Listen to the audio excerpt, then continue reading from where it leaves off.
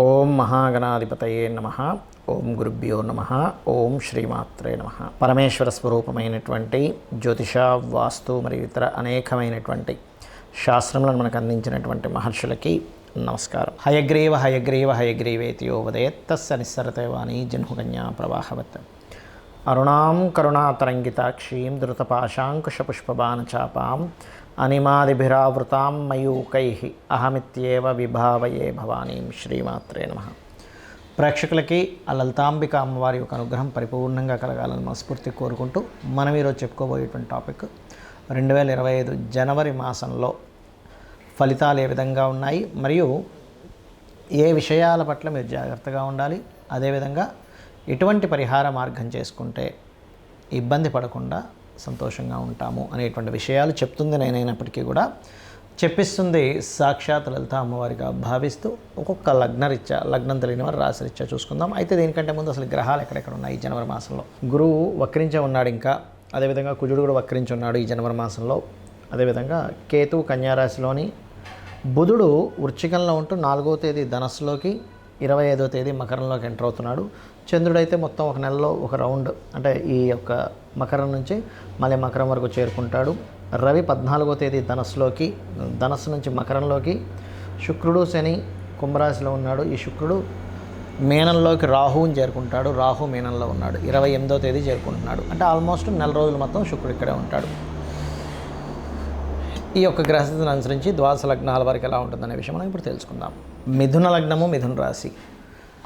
మీ కనుక చూసుకున్నట్లయితే మీరు మీ యొక్క కుటుంబ స్థానంలో మీ లగ్నాధిపతి 6వ స్థానంలో ఉన్నాడు. ఇక్కడ నుంచి చూసుకుంటే సో 6వ స్థానంలో ఉండడం వల్ల రుణ సంబంధించినటువంటివి ఏవైతే ఉంటాయో లోన్స్ లభించడం జరుగుతుంది. మరియు ఎప్పటి నుంచో మీ కుటుంబ సభ్యుల్ని కలవాలి, లేనట్లయితే కొంతమంది శత్రువులని కలవడం కానీ, లేకపోతే శత్రుత్వాలు కొంచెం మళ్ళీ ఇంకా అంటే గతంలో ఉన్నటువంటి కొంతమంది శత్రువులు కావచ్చు, శత్రు సంబంధించిన కొంత కాంపిటేటర్ రిలేటెడ్ లేకపోతే స్పోర్ట్స్లో ఉండేటువంటి వారిని కొంత కలవడం అనేటువంటి చాలా స్పష్టంగా గోచరిస్తుంది. అలాగే ఫైనాన్షియల్గా అభివృద్ధి అనేటువంటిది జరుగుతుంది, అందులో ఎటువంటి సందేహం లేదు. మరియు మరొక విషయం ఏంటంటే ఇక్కడ ఈ 3వ స్థానాధిపతి ఎప్పుడైతే 7వ స్థానంలో ఉన్నాడో, 3వ అధిపతి 7 అనేటువంటిది పర్టికులర్గా ఈ కాంబినేషన్ ఎటువంటి ఫలితాలను ఇస్తుంది ఏమిటి అని చెప్పి చూసుకున్నట్లయితే, వివాహ సంబంధించిన విషయంలో కాస్త ఎక్కువ ప్రయత్నం చేయవలసినటువంటి స్థితి ఉంటుంది. కాకపోతే ఈ 14వ తేదీ వరకు రాజకీయ నిర్ణయాలకు సంబంధించిన విషయంలో మిథునం వారు, సంతాన సంబంధించిన విషయంలో, ప్రేమ వ్యవహారాలకు సంబంధించిన విషయంలో కొద్దిగా జాగ్రత్తగా ఉండాలి. మరియు మీకు 4వ స్థానంలో కేతు సంచారం జరుగుతున్నందుకు చదువుకునేటువంటి విద్యార్థులకి కాస్త అంటే కొంచెం ఆ విషయంలో సరిగ్గా ముందుకు వెళ్ళలేకపోవడం, ఏదో ఒక ఆటంకాలు కలగడం జరుగుతూ ఉంటుంది మిథునం వారికి. అదేవిధంగా ఏదైనా ఒక ప్రాపర్టీ తీసుకునేటప్పుడు కూడా కాస్త చూసి తీసుకోండి. ప్రస్తుతం మీకు 7వ స్థానంలో రవి యొక్క స్థితి ఉన్నందుకు మీ యొక్క జీవిత భాగస్వామికి ప్రమోషన్స్ పెండింగ్ ఉన్న అవకాశాలు రిలీజ్ అవ్వడము, మరియు అదేవిధంగా గవర్నమెంట్ జాబ్స్ కోసం చేసే ప్రయత్నం ఫలించడము అనేటువంటి చాలా స్పష్టంగా గోచరిస్తుంది. అదేవిధంగా అష్టమాధిపతి భాగ్యస్థానంలో ఉన్నందుకు చేస్తున్నటువంటి ఉద్యోగ సంబంధించిన విషయంలో మార్పులు, మరియు విదేశీ ఉద్యోగ అంటే విదేశాల్లో ఉండే ఉద్యోగం చేసేటువంటి వారికి అక్కడ కూడా కొంతవరకు మార్పులు, విదేశాలకు వెళ్ళి ఉద్యోగం చేద్దాం అనుకునేటువంటి వారికి ప్రయత్నం ఫలించడము అనేటువంటి చాలా స్పష్టంగా చూపిస్తుంది. బ్యాంక్స్ నుంచి ఓడీసు లేనట్లయితే లోన్స్ కోసం ప్రయత్నం చేసేటువంటి వారికి బ్యాంక్ లోన్స్ అనేటువంటివి లభిస్తాయి, అందులో ఎటువంటి సందేహం లేదు. అయితే ఇక్కడ కొంచెం స్కిన్ డిజీజెస్ లేకపోతే నర్వ్ రిలేటెడ్ సంబంధించిన ఇష్యూస్ ఎదుర్కొనేటువంటి వారు కొద్దిగా జాగ్రత్తగా ఉండాలి ఇప్పుడు ఉన్నటువంటి కండిషన్లో. ఇక మీరు చేయవలసినటువంటి దేవతా ఆరాధన ఏమిటి? 2వ స్థానంలో కుజుడున్నాడు, భాగ్యంలో శని ఉన్నందుకు కాస్త గోశాలకు వెళ్ళి అక్కడ గోవులకి క్యారెట్స్ బెల్లం తినిపించడము, మరియు ఏదైనా పుణ్యక్షేత్రాలకి, అందులో ముఖ్యంగా వెంకటేశ్వర స్వామి యొక్క ఆలయానికి వెళ్ళడం చేయండి. పుణ్యక్షేత్రాల్లో అన్ని విధాలా బాగుంటుంది. ఇక మీరు చేయవలసిన దేవతారాధన కూడా వెంకటేశ్వర స్వామితో పాటు అమ్మవారి యొక్క ఆరాధన చేయండి, అన్ని విధాలా బాగుంటుంది. జ్యోతిష్శాస్త్రంలో ఉన్నటువంటి కొన్ని అపోహలు ఏమిటి, మిత్స్ అంటారు వాటిని, అంటే అనవసరంగా మూఢనమ్మకాలు అనుకోండి. ఇవి నేను మీకు ఈరోజు చెప్పబోతున్నాను, గుర్తుపెట్టుకోండి. ఏమిటవి అంటే ఇవి తెలియాలి. ముఖ్యంగా తెలియకపోవడం వల్ల కూడా ఇబ్బంది పడుతున్నారు చాలామంది అనుకునేది ఏమిటంటే ఏలినాడు శని, అర్ధాష్టమి శని, అష్టమి శని సమయంలో ఏదీ కలిసి రాదు అనుకుంటారు. అది పూర్తిగా తప్పు, గుర్తుపెట్టుకోండి. నేను 100% నేను రీసెర్చ్ చేసి చెప్తున్నాను. అష్టమ శని, అర్ధాష్టమ శని, ఏలినాడు శని కేవలం మీకు కొద్దిగా ఆలస్యము, అనుభవము, ఒక విషయాన్ని నేర్పేలాగా కర్మకారకుడు మీకు ఆ స్థానాల్లో ఉండి ఇస్తాడు. అంటే మీ యొక్క కర్మ ఏంటంటే ఆ సమయంలో కొంచెం స్ట్రెస్ అవ్వడం వల్ల జీవితంలో ఏది నిజమో అని తెలుసుకుంటారు, కానీ ఏది కలిసి రాకపోవడం కాదు, గుర్తుపెట్టుకోండి. కలిసి రావాలంటే ఏం చేయాలో నేర్చుకుంటారు మీరు, కలిసి రాకపోవడం కాదు.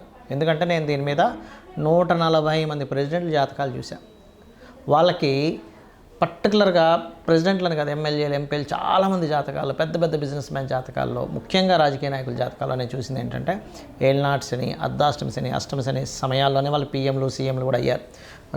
మీకు ఎందుకు మన నరేంద్ర మోడీ గారు ఏలినాడు శనిలోనే ఆయన పీఎం ఉన్నది వృశ్చిక రాశి. జగన్ అతను అష్టమ శనిలోనే ఆయన సీఎంగా నిలబడ్డారు.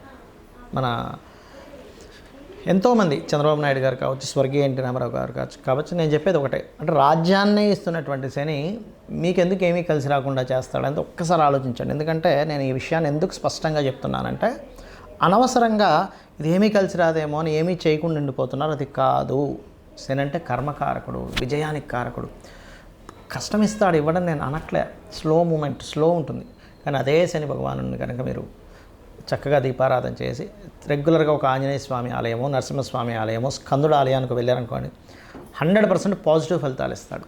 అది ఇక రెండవది ఏంటంటే కాలసర్పదోషం గురించి చాలామంది భయపడుతున్నారు. కాలసర్పదోషం కాలానికి సంబంధించినటువంటిది. అంటే దేశ కాల సంబంధించిన పరిస్థితులు ఎలా ఉంటాయి చెప్పేటువంటి అంశం. జన్మజాతకానికి అప్లై చేయకూడదు కాలసర్పదోషానికి, కేవలం సర్పదోషాలను మాత్రమే అప్లై చేయాలి. మరి కాలసర్పదోషానికి ఒక ప్రెడిక్షన్ ఉంటుంది కదా అంటే ఉంటుంది, దానికి ఒక ప్రెడిక్షన్ ఉంటుంది, అంతేగాని ఎందుకు కలిసి రాదని కాదు. మెగాస్టార్ చిరంజీవి గారికి ఉంది కాలసర్పదోషం. ఎంతోమంది రాజకీయ నాయకుల్లో పెద్ద పెద్ద రేంజ్లో వెళ్ళిన వాళ్ళకి, పెద్ద పెద్ద బిజినెస్ పీపుల్కి నేను చూశాను కాలసర్పదోషం. మరి వాళ్ళు ఎందుకు అలా ఆ రేంజ్లోకి ఎదిగారు అనేది ఒక్కసారి ఆలోచించండి. ఆస్ట్రాలజీ 100% ఉంది, కానీ దాన్ని రీసెర్చ్ చేసి దాన్ని అర్థం చేసుకొని దాన్ని ఎలాగ మనకు ఎందుకు అందించారనే విషయాన్ని పూర్తిగా అర్థం చేసుకోవాలి. అలాగే మరొక విషయం ఏంటంటే, ఒకటి ప్రతిసారి కూడా మనం ప్రతిదానికి కూడా ఏలినాడు శననో సర్పదోషం ఉందనో పెట్టుకుంటాం. అలా కాదు. పర్టికులర్ భావం అంటే మీకు వివాహం అవ్వటం లేదు, ఓకే, 7th లార్డ్ ఎవరయ్యారు చూసుకొని ఆ 7th లార్డ్ బలహీనంగా ఉన్నాడా, అందుకే అవ్వట్లేదు. దాన్ని చిన్న చిన్న మంత్రాలతో, లలితసహస్రనామం ఉంది, అందులో ఓం కామేశబద్ధ మాంగళ్య సూత్ర శోభిత కందరాయ నమః ఖచ్చితంగా ఇంట్లో కూర్చొని చక్కగా చేసుకొని ఫ్రీ అయిపోతుంది. దానికి అంతేగాని అమ్మో దీనికి ఏదో లక్షలు కట్టించి పూజ చేసుకోవాలి అప్పుడే నాకు ఆ దోషం పోతుంది అనేటువంటిది కాదు. కలియుగంకున్న గొప్పతనం ఏంటంటే నామస్మరణ చేత పోతుంది, క్లియర్ అయిపోతుంది. మీ దగ్గర డబ్బులు ఉన్నాయి, నేను చక్కగా పూజ చేయించుకుంటాను, ఇంటికి పురోహితుని పిలిపించి ఒక హోమం చేయించుకుంటానంటే చేయించుకోండి, ఏమీ తప్పు కాదు. అది ధనం ఉంటే చక్కగా ఇంటికి పురోహితుని పిలిపించుకొని చక్కగా పూజ చేసి అతనికి దక్షిణ ఇచ్చి 10 మందికి భోజనాలు పెట్టండి. దానివల్ల ఒక సిస్టమ్ అంటే మనీ సర్క్యులేట్ అవుతుంది, దానివల్ల దేవతలు కూడా ఆనందిస్తారు. నేను కాదనట్లే, కానీ డబ్బులు లేకపోయినా అప్పులు చేసి మాత్రం ఎట్టి పరిస్థితుల్లో మీరు పూజ చేస్తేనే వర్కౌట్ అవుతుందని మాత్రం ఏమీ లేదు. ఎందుకంటే భగవంతుడికి అన్నీ తెలుసు. అయ్యా ఈ వ్యక్తి దగ్గర డబ్బులే ఉన్న దాంట్లో సంతృప్తిగా నాకు చేసుకుంటున్నాడు అని భగవంతుడికి తెలుసు. భగవద్గీతలో చాలా స్పష్టంగా చెప్పాడు ఆయన. ఏంటంటే మీరు గనక అంటే పత్రమైనను, పుష్పమైనను, ఫలమైనను, ఉదకమైనను ఫలాపేక్షరహితంగా నాకు సమర్పిస్తే నేను దాన్ని ప్రీతితో స్వీకరిస్తున్నాను అన్నాడు. ఉదకం అంటే చిన్న నీటి చుక్కండి. కాబట్టి ఎక్కడా కూడా ఇది చేస్తేనే అవుతుంది, లేకపోతే నాకు ఇది అవ్వదు అనేటువంటిది లేదు. నామస్మరణ చేయండి, కేవలం నామస్మరణ కూడా మిమ్మల్ని ఉద్ధరిస్తుంది. డబ్బులు ఉన్నాయి చక్కగా చేసుకోండి, ఏం కాదనట్లే. గో సేవ చేస్తారా, గోదానమే ఇస్తారా, పెద్ద పెద్ద హోమాలే చేస్తారా, యజ్ఞాలే చేస్తారా, మీ ఇష్టం. బట్ లేనప్పుడు మాత్రం అప్పు చేస్తేనే అవుతుంది అనేటువంటి మూఢనమ్మకం నుంచి బయటికి రండి ఫస్ట్ మీరు. అలాగే మరొక విషయం ఏంటంటే జ్యోతిష్యము, వాస్తు. చాలామందికి ఏంటంటే వాస్తులో కూడా వాస్తు అనగానే మొత్తం మీద పగలగొట్టేస్తేనే అది సెట్ అవుతుంది అనుకుంటారు. అలా ఏమీ లేదు. చక్కగా ఇంట్లో ఏ వస్తువు ఎక్కడ పెట్టుకోవాలి, మీకు సరైనటువంటి గృహం అవునా కాదా, అన్ని గృహాలు మంచివే, కానీ మనకు సెట్ అయ్యే గృహమే మనకు బాగుంటుంది. అది ఏ డైరెక్షన్ ఈజ్ మీకు మంచిది అనేటువంటివి కొన్ని సెట్ ఆఫ్ రూల్స్ ఉన్నాయి వాస్తులో. అది తెలుసుకొని వెళ్ళండి. అంతేగాని ఏదో వాస్తు బాగాలేదని ఇల్లు కూలగొట్టేసేయడం, మొత్తం గందరగోళం చేసేసుకొని లక్షల రూపాయలు దాన్ని ఖర్చు పెట్టేసి మళ్ళీ అది అప్పులో పాలవడం కాదు. వాస్తులో వెరీ క్లియర్లీ మనకి కొన్నిసార్లు మాత్రమే, అంటే ఈశాన్యంలో బాత్రూమ్ మాత్రమే ఖచ్చితంగా తీయమన్నాడు. మిగతా ప్లేసెస్లో ఉన్నప్పుడు చిన్న చిన్న రెమెడీస్తో దాన్ని మనం సెట్ చేసుకోవచ్చు. కలర్స్ ద్వారా సెట్ చేసుకోవచ్చు, ఒక వస్తువు ఒక దగ్గర ఉండడం ద్వారా సెట్ చేసుకోవచ్చు, మనం ఇంట్లో ఒక పని ఒక దగ్గర చేయడం ద్వారా సెట్ చేసుకోవచ్చు. సో ఇది అర్థం చేసుకోండి.